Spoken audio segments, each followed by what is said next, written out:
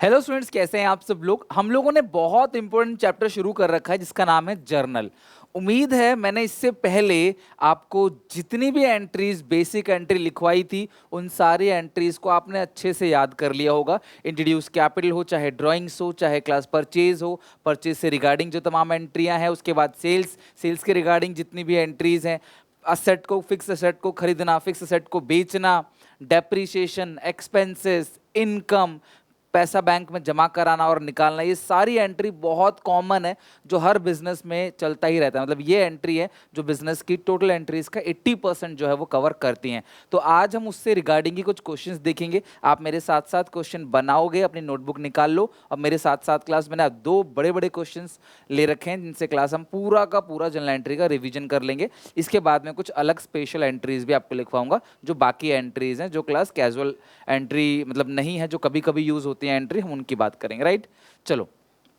सबसे पहला इसमें हेडिंग डली हुई है, आपको एंट्री पास करनी है। ये क्लास अलग अलग डेट दे रखा है, यहाँ पे पर्टिकुलर्स है और ये अमाउंट इन रुपीज़ है। तो एक एक करके एंट्रीज को पढ़ेंगे। और लेकिन उससे पहले आप लोग एक फॉर्मेट बना लो।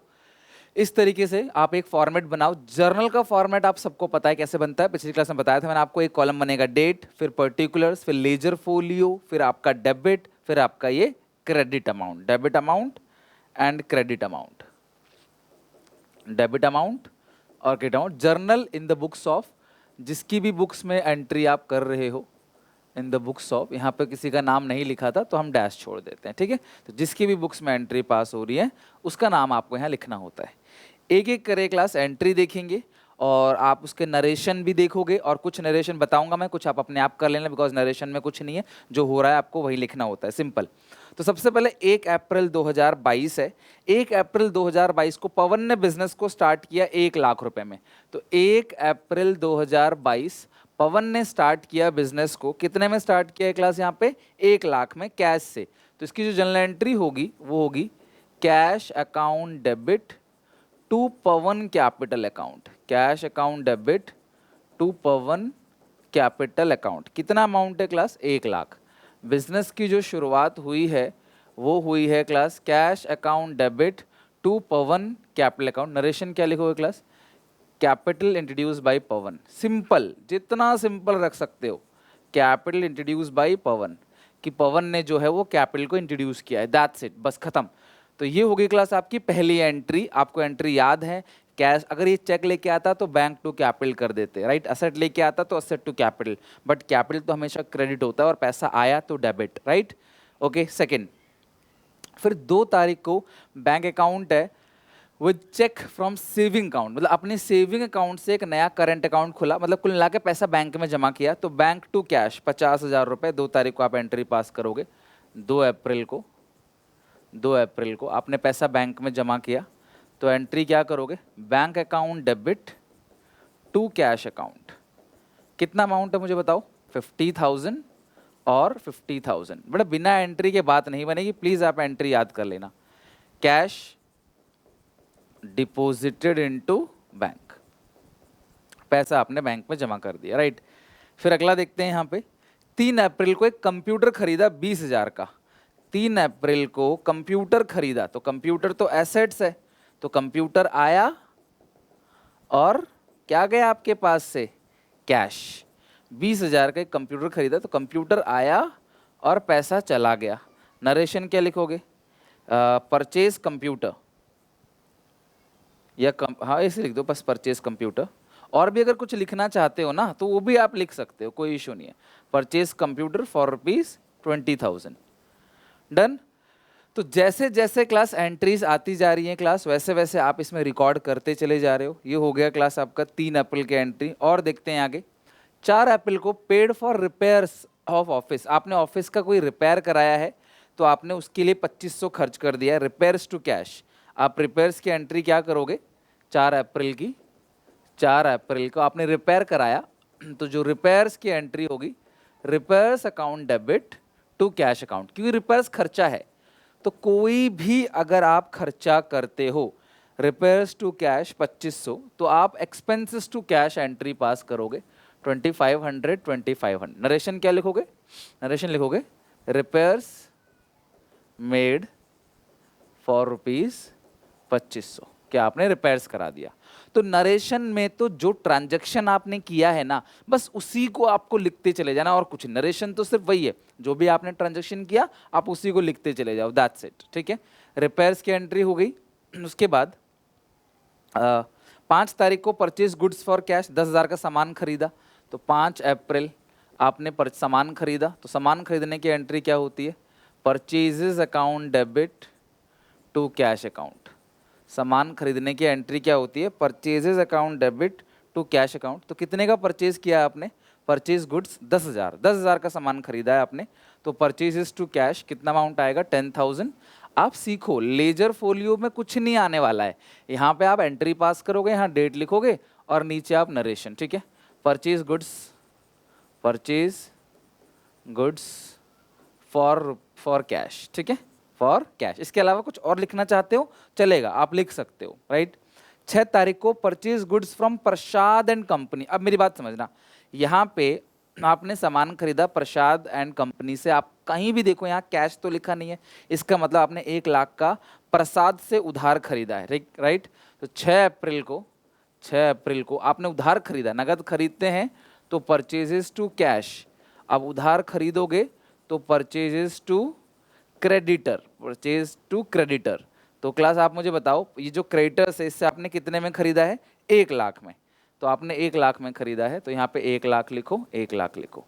नरेशन क्या लिख दोगे, नरेशन लिख दोगे गुड्स परचेज्ड ऑन क्रेडिट, आपने उधार खरीदा है, नाम लिखना चाहो नाम लिख दो। ठीक है, तो जितने भी बेसिक ट्रांजैक्शंस हैं वो ज्यादातर पूछी जाती हैं। Sold goods against cash 20,000, advance entry भी धीरे धीरे करके क्लास लेवल बढ़ता चला जाएगा एंट्री का, बट आप बेसिक एंट्री जो बहुत इंपॉर्टेंट है वो बहुत ज़्यादा पूछी जाती हैं। सोल्ड गुड्स 20,000 का आपने सामान बेचा, सामान अगर आप बेचते हो तो आप एंट्री क्या पास करोगे, कैश टू सेल्स, कितना आपने बेचा है 20,000, कैश टू सेल्स 20,000। और ये कौन सी डेट है क्लास में आपने कैश बेचा है, 7 अप्रैल को, राइट, 7 अप्रैल को आपने सामान बेचा है 20,000 का, तो आप क्या लिखो, goods sold for cash, goods sold for cash ₹20,000। ठीक है, 20,000 का सामान आपने नगद बेच दिया। 8 तारीख को आपने sold goods to Dev and company, अब यहाँ पे नाम आ गया देव एंड कंपनी, कैश कहीं लिखा नहीं है, इसका मतलब ये क्रेडिट सेल्स है, तो आप ध्यान रखो, नाम आ गया और कैश कुछ लिखा नहीं है, तो ये उधारी आपने बेचा है। देव को 75,000 का सामान आपने उधार बेचा है, नगद बेचते हो तो कैश टू सेल्स है, उधार बेचोगे तो क्या लिखोगे, debtor to sale, Dev and company to sales account. ठीक है, कितने का क्लास आपने बेचा है, 75,000 का आपने उधार बेचा है देव एंड कंपनी को, तो नरेशन लिख दो class, goods sold on credit. Okay, तो देव को आपने बेचा 75 का लिख दिया आपने, ये आपने बेचा था 8 तारीख को, तो यहाँ लिख दो 8 अप्रैल। ओके, अच्छा आप समझना, देव को आपने सामान बेचा, देव ने रिटर्न कर दिया क्योंकि खराब था, 15,000 का सामान रिटर्न हो गया, बेचा था तो देव टू सेल्स, रिटर्न अगर होगा तो उल्टा कर देना, sales return account debit to Dev and company. मैंने आपसे कहा था खरीदने का उल्टा परचेज रिटर्न, सेल्स का उल्टा सेल्स रिटर्न, तो सेल्स तो लिख ही दिया था आपने, सेल्स रिटर्न कितने तारीख को, 9 तारीख को 15,000 का सामान, तो 9 अप्रैल सामान की जो वैल्यू है जो वापस कर दिया है उसने, सेल्स रिटर्न 15,000। नरेशन क्या लिखोगे, गुड्स रिटर्न बाय देव, देव ने रिटर्न कर दिया, राइट। 9 के बाद 10 तारीख को हमने प्रसाद को रिटर्न कर दिया, गुड्स रिटर्न टू प्रसाद, आपने प्रसाद से सामान खरीदा था 1 लाख का, उसे 8,000 का रिटर्न कर दिया। आप मेरी बात बताओ, 10 अप्रैल को आपने प्रसाद को रिटर्न किया, खरीदने की एंट्री क्या थी, परचेज टू प्रसाद, रिटर्न की एंट्री क्या होगी class, Prasad and company debit to, आपने खरीदा था तो परचेज डेबिट था, रिटर्न में क्या होगा, परचेज रिटर्न क्रेडिट हो जाएगा, राइट। नरेशन क्या लिखोगे, goods return to Prasad, goods return to Prasad, आपने प्रसाद को रिटर्न कर दिया। प्रसाद एंड कंपनी को आपने रिटर्न कर दिया। तो कितने का सामान था क्लास जो आपने प्रसाद को रिटर्न किया? 8,000 का। सैलरी आपने पे की है 15,000 की, ठीक है। 11 तारीख को आपने सैलरी पे की 15,000 की, 8,000 का सामान रिटर्न कर दिया। कोई भी एक्सपेंस आप पे करते हो, कोई भी खर्चा अगर आप पे करते हो तो एंट्री क्या होगी? Expenses account debit to cash account. आपने सैलरी पे की है तो salaries account debit to cash, तो आप लिखोगे सैलरीज पेड इन कैश। कितने की सैलरी आपने पे की है? 11 तारीख को 15,000 की आपने सैलरी पे की है, तो 15,000 डेबिट, 15,000 क्रेडिट। देख लो आप। तो ये जितनी भी बेसिक जर्नल एंट्री थी, परचेज की, सेल की, purchase return, sales return, introduce capital, ये आपको एंट्री की प्रैक्टिस कराता है। तो इस तरीके से आप जर्नल एंट्री की प्रैक्टिस बहुत जरूरी है। मैं आपको बोल रहा हूँ, बार बार बोल रहा हूँ, आप किसी भी टीचर से पूछ लो, किसी भी कॉमर्स के स्टूडेंट से पूछ लो कि जर्नल एंट्री कितनी ज़्यादा जरूरी है, और आपके बिल्कुल मुंह पे होना चाहिए, एकदम फराटेदार आप बोलो, एकदम फटाफट फटाफट, इस तरीके से, ठीक है। क्योंकि एंट्री ही अगर आप पूछो ना किससे भी कॉमर्स में हो तो कोई कोई मिल जाएगा ना आपको क्लास, कोई बड़ा बड़ा मिल जाएगा, वो कॉमर्स उसने ले रखी होगी, तो आपसे सीधा एंट्री पूछेगा। ये ऐसी चीज़ है, क्योंकि पता है क्लासेस सबसे ज़्यादा जरूरी है। तो पहला क्वेश्चन तो हमने कर लिया। एक और सेकंड क्वेश्चन है, इसमें भी काफ़ी सारी एंट्री हैं, थोड़ा सा लेवल और इसका बढ़ेगा, और इसको हम बनाते हैं। Record the following transaction the books of Amitabh. तो क्योंकि अमिताभ है तो आप सेकंड लिखो, और क्लास ये पूरा फॉर्मेट बनाओ, और आगे लिखो journal in the books of Amitabh, journal in the books of Amitabh. तो अमिताभ की बुक्स में एंट्री पास करेंगे, डेट, पर्टिकुलर्स, और यहाँ पे लेजर फोलियो है, और डेबिट एंड क्रेडिट, ठीक है। Date, particulars, debit and credit. चलो करते हैं। अभी तक सब कुछ समझ आ रहा है? सबको समझ आ रहा है तो प्लीज़ वीडियो को लाइक जरूर कर देना, नीचे कमेंट सेक्शन में बताना कि सारा कुछ समझ आ रहा है कि नहीं। कंटिन्यूसली मैं आपके लिए एफर्ट्स डाल रहा हूँ ताकि आपका 11th बहुत अच्छा चला जाए। जो बच्चे सीरियसली पढ़ रहे हैं, 11th बहुत ज़रूरी है क्लास, आपके एंट्रेंसेस के लिए, आपके 12th का बेस बनाने के लिए, आपके ग्रेजुएशन के लिए, इंटरव्यू के लिए बहुत ज़रूरी है क्लास 11th। यहाँ आपको बेसिक नॉलेज मिलती है, और आप सबको तो पता ही है बेसिक कितना इंपॉर्टेंट होता है। बेस स्ट्रांग है तो आगे तुम्हें खुद ही मजा आएगा बनाने में। 1 मई 2022, तो हम लिखते हैं 1 मई 2022, 1 मई 2022। तो मई मंथ की एंट्री है, तो मई मंथ में ही सारी एंट्री करेंगे। अमिताभ ने बिजनेस को स्टार्ट किया 80,000 कैश से, ठीक है। तो बहुत बेसिक एंट्री हर जगह आता ही आता है। Cash account debit to Amitabh capital, to Amitabh capital account 80,000, 80,000। Narration क्या लिखोगे? नरेशन आप लिख लोगे, समझ गया ना क्या लिखोगे? कैपिटल कंट्रीब्यूटेड बाय अमिताभ, ठीक है। ये पहली एंट्री हो गई 1 मई की। फिर 2 तारीख को फर्नीचर खरीदा फ्रॉम मॉडर्न फर्नीचर, नाम लिखा हुआ है, बड़ा समझना, नाम लिखा हुआ है लेकिन साथ में फॉर कैश भी लिखा है। तो नाम भी लिखा है और कैश भी लिखा है, तो भैया हमें तो कैश से मतलब है। आपने 10,000 का खरीदा है फर्नीचर, तो 2 तारीख को आपने 10,000 का फर्नीचर खरीदा, 2 मई को 10,000 का फर्नीचर खरीदा, तो एंट्री होगी furniture account debit, furniture account debit to cash account. 10,000 का आपने फर्नीचर खरीदा, furniture account debit to cash account. तो नरेशन क्या लिखोगे? परचेज्ड फर्नीचर ₹10,000, ठीक है। तो जो जो अब देखिए इसमें असेट खरीदा आपने, अगर गुड्स खरीदते तो परचेज टू कैश, फर्नीचर खरीदेंगे तो फर्नीचर टू कैश, बिल्डिंग खरीदेंगे तो बिल्डिंग टू कैश, मशीन खरीदेंगे तो मशीन टू कैश। कोई भी एसेट अगर आप खरीदते हो तो आप एंट्री एसेट टू कैश करते हो। गुड्स खरीदते हो अगर आप, तो आप एंट्री परचेज टू कैश करते हो। 5 तारीख को 30,000 रुपये बैंक में जमा किया, डिपॉजिट इन टू बैंक। 5 तारीख को 30,000 रुपये आपने बैंक में जमा किया, तो बैंक में जमा करोगे तो बैंक का बैलेंस बढ़ जाएगा और कैश का बैलेंस कम हो जाएगा। 30,000, 30,000। नरेशन क्या लिखोगे? कैश डिपॉजिटेड इनटू बैंक, पैसा आपने बैंक में जमा कर दिया। 5 के बाद 6 तारीख को आपने फिर सामान खरीदा 5,000 का। 6 तारीख को आपने सामान खरीदा, सामान खरीदने की एंट्री मैंने अभी बताई थी आपको, purchases account debit to cash account. कितने का सामान खरीदा आपने? 6,000 का, तो परचेजेस टू कैश आप लिख लो, गुड्स परचेज्ड नरेशन में for cash 6,000।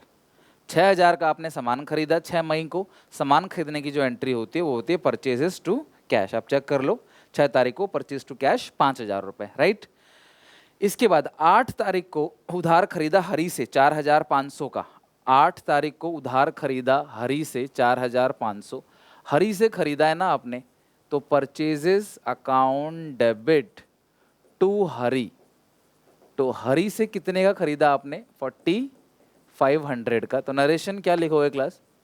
Goods purchased from हरी। तो आपने हरी से सामान खरीदा कितने का? 4,500 रुपए का। द गुड्स परचेज फ्रॉम हरी 4,500, ठीक है। अच्छा next, purchase goods from Suresh. Suresh से सामान खरीदा आपने 3,000 का। Purchase goods from Suresh, Suresh से खरीदा 3,000, लेकिन फॉर कैश लिखा है। तो यार जब सुरेश से हमें क्या मतलब है भैया, हमने किसी को भी बेचा, बदले में हमें पैसा मिला ना, तो कैश टू परचेज। अच्छा हमने कैश पेड किया, सॉरी कैश आपने पेड किया है, तो नाम से कोई लेना देना नहीं है। फॉर कैश का मतलब ये कैश ट्रांजैक्शन है। तो आपने 10 तारीख को 3,000 का सामान खरीदा है, 10 तारीख को आपने 3,000 का सामान खरीदा है, तो आप एंट्री करोगे परचेजेस अकाउंट डेबिट। किसी से भी खरीदा, लेकिन अगर कैश तुमने पेड किया है तो फिर वो कैश ट्रांजैक्शन है।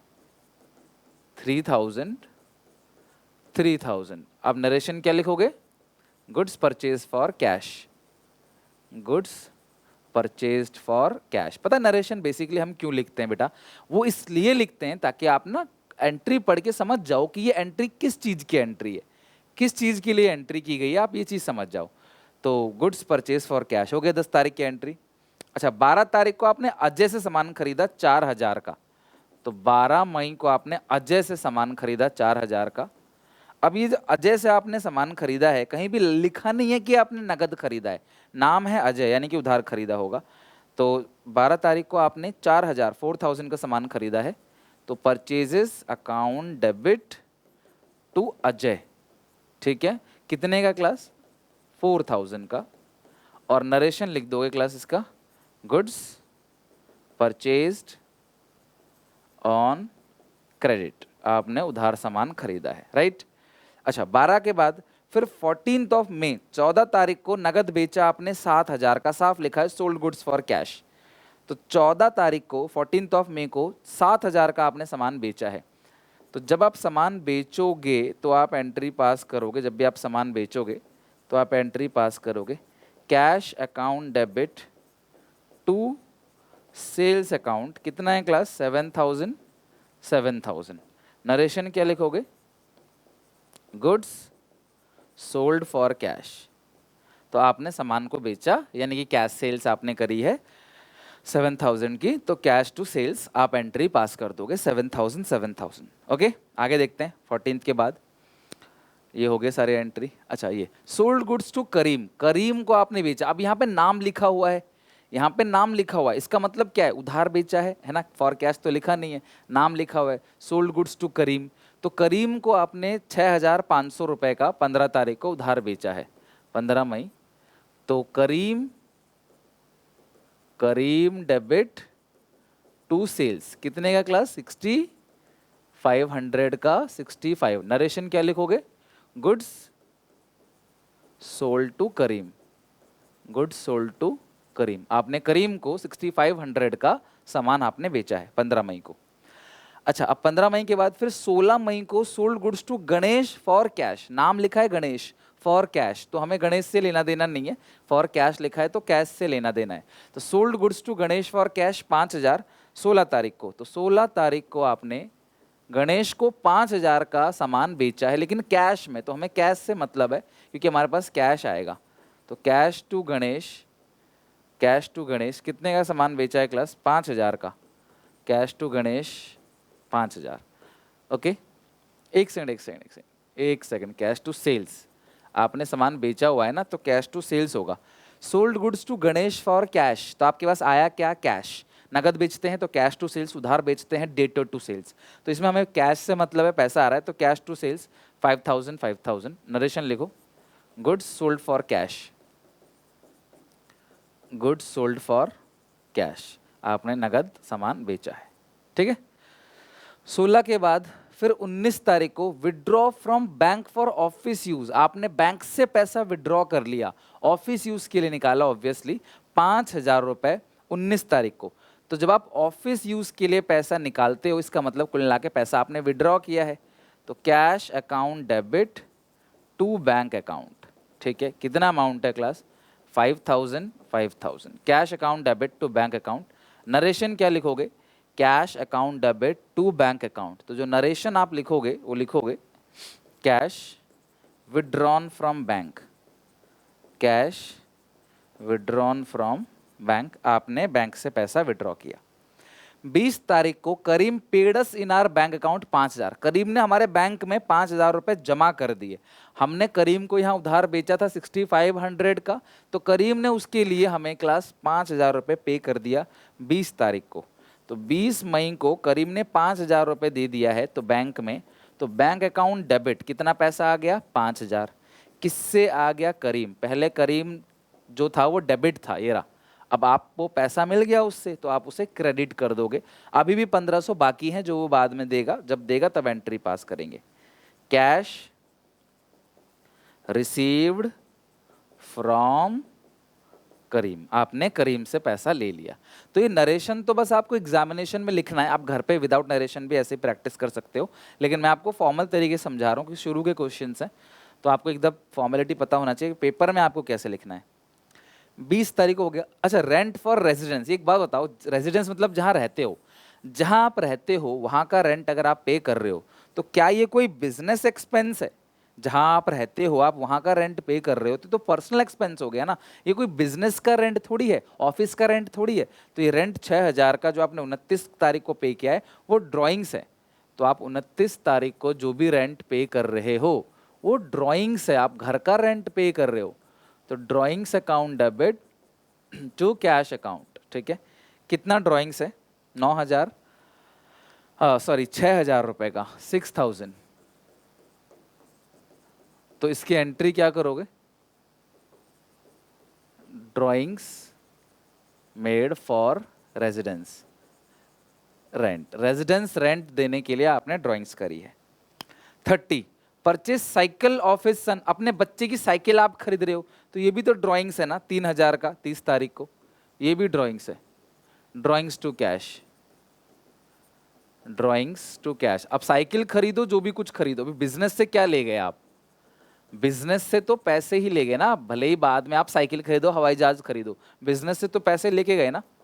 Drawings made for cash. अब लास्ट है 31 मई। 31 मई को, अच्छा 30 मई है, सॉरी 30 मई होगा ना, 30 मई लास्ट डेट पे हुआ क्या? Paid to Ajay in settlement of his loan 3800। अच्छा, आपने अजय से ऊपर कोई लोन ले रखा था क्या? अब चेक करना जरा, अजय से आपने कोई ऊपर लोन ले रखा था? लोन तो कुछ था ही नहीं। तो ये जो अजय को आपने पे किया है 3800 रुपीज का, तो हम ऐसा मानेंगे कि ये कोई पेमेंट है, तो अजय लोन अकाउंट डेबिट, देखो जिसकी पेमेंट करेंगे वो डेबिट टू कैश, तो Ajay loan to cash 3800, right. आप अगर ये इसमें पूरी इंफॉर्मेशन गिवन नहीं है तो आप चाहो तो कैश स्लैश बैंक दोनों लिख सकते हो। कितना है क्लास? 3800। अब वो लोन था कितने का ये तो हमें पता ही नहीं है, लोन कितने का था। अजय के नाम से देखना कोई ट्रांजेक्शन हुई है अजय के नाम से? अच्छा, परचेज किया था, अच्छा, लोन क्यों लिखा हुआ है फिर? पता नहीं, ये रहा। आपने अजय से 4000 का सामान खरीदा था। अब यहाँ पे सब लोग ध्यान से अच्छे से समझना, अजय से तुमने 4000 का सामान यहाँ से खरीदा था, उसके बाद कुछ रिटर्न किया है क्या अजय को? अजय से 4000 का सामान खरीदा था, तो अजय की आप पेमेंट 3800 कर रहे हो, है ना। अजय डेबिट, तो अजय आप डेबिट करोगे 4000 से। अब ये थोड़ा एंट्री ध्यान समझना, अजय 4000 से डेबिट होगा टू कैश अकाउंट, तो ये 3800 टू डिस्काउंट रिसीव्ड। भाई 4,000 रुपए का आपने खरीदा था, रिटर्न कुछ भी हुआ नहीं है। आप यहाँ चेक करो, आपने सबसे पहला, अच्छा लोन नहीं लिखा, अकाउंट लिखा है, sorry. Paid to Ajay in settlement of his account, सही है, लोन नहीं है क्लास, हिज अकाउंट है। तो अजय को आपने पेड किया 3800 उसके अकाउंट में, राइट। आपने अजय से खरीदा था, आप चेक करो, परचेज फ्रॉम अजय इरा, आपने 4,000 रुपए का सामान अजय से खरीदा था। अब क्लास आप उसे रिटर्न कर रहे हो, कितना रिटर्न कर रहे हो क्लास, पैसा वापस कर रहे हो 3800। तो यार 4,000, लोन नहीं है क्लास, सॉरी वो गलती से बोल दिया लोन मैंने। Ajay debit 4,000 to cash 3800। तो नीचे जो भी बैलेंस है यार, एक बात, 4,000 का आप उससे खरीदते हो, बट पेमेंट सिर्फ कितना करते हो क्लास, 3800। तो इसका मतलब वो उससे आप डिस्काउंट रिसीव कर रहे हो।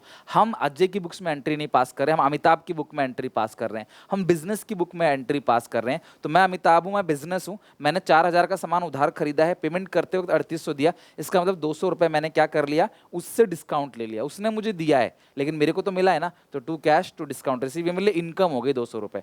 नरेशन क्या लिखोगे, paid 3800 in full settlement, in full settlement of इस क्लेम 4,000।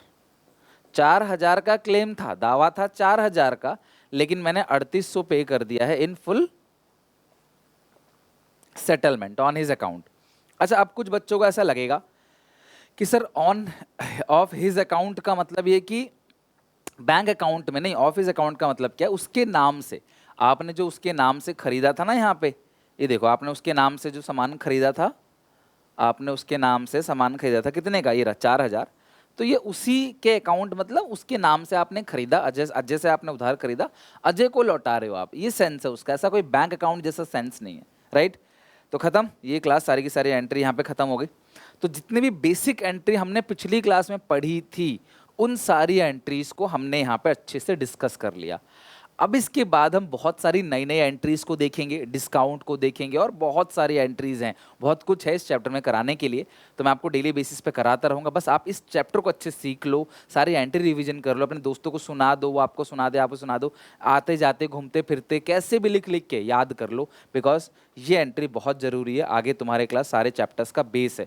जितने भी आगे बड़े चैप्टर्स हैं ना, उन सभी बड़े चैप्टर का ये जनरल बेस बनने वाला है। तो उम्मीद है यहाँ तक अच्छे से पढ़ के आओगे, याद करके आओगे, फॉर्मेट वगैरह बना के। यहाँ मैंने ईको का प्लेलिस्ट अटैच कर दिया है, ईको भी चल रहा है क्लास साथ साथ, तो आप अकाउंट्स ईको दोनों यहाँ पे पूरा 11th का सिलेबस A to Z यहाँ पे फिनिश कर सकते हो। मिलते हैं नेक्स्ट वीडियो में। वीडियो अच्छी लगे तो लाइक करके कॉमेंट करना, सब्सक्राइब करना मत भूलना इस चैनल को। पूरी क्लास 11th के लिए ये चैनल आपको बहुत हेल्पफुल रहेगा। मिलते हैं नेक्स्ट वीडियो में, तब तक के लिए टेक केयर, बाय बाय।